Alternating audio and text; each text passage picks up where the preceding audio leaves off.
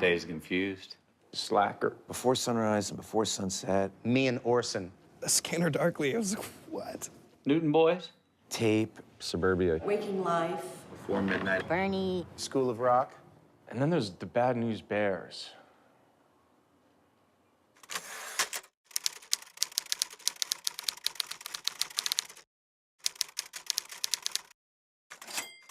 Ah, K.A.T. Prince Valiant. Richard Linklater. He's a nice guy. He just makes it all look so easy. He's a but he's like, and you know, he's great.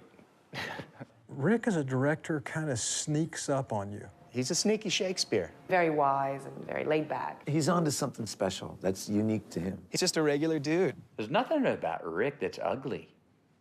He doesn't have like an ugly bone in him.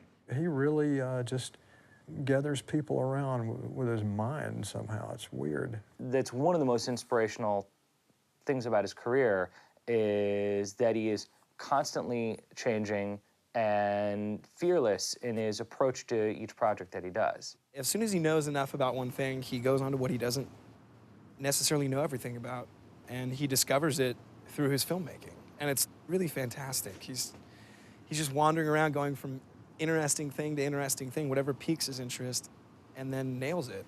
The patience, the calm, the zen. He's the master. He is one of these guys that just is nauseated by formula or by cliche or anything you've seen a million times. He won't do it. He won't do it, and he takes you down some new roads.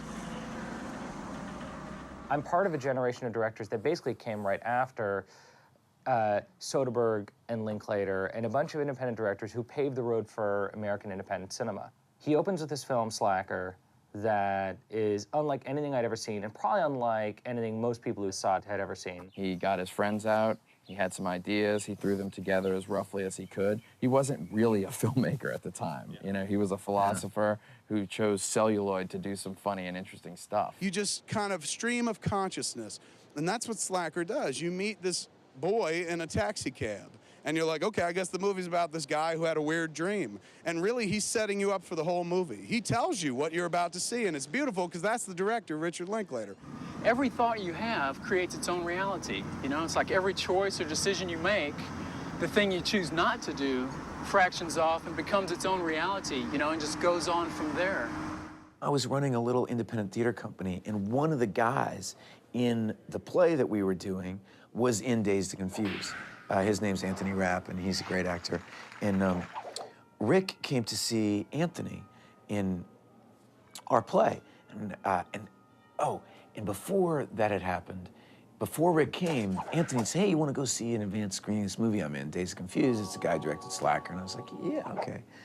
And that was the first time, you know, Dead Poets Society came out when I was 18, and so I was pretty amused with myself in a lot of ways. And I saw that movie, I almost couldn't enjoy it.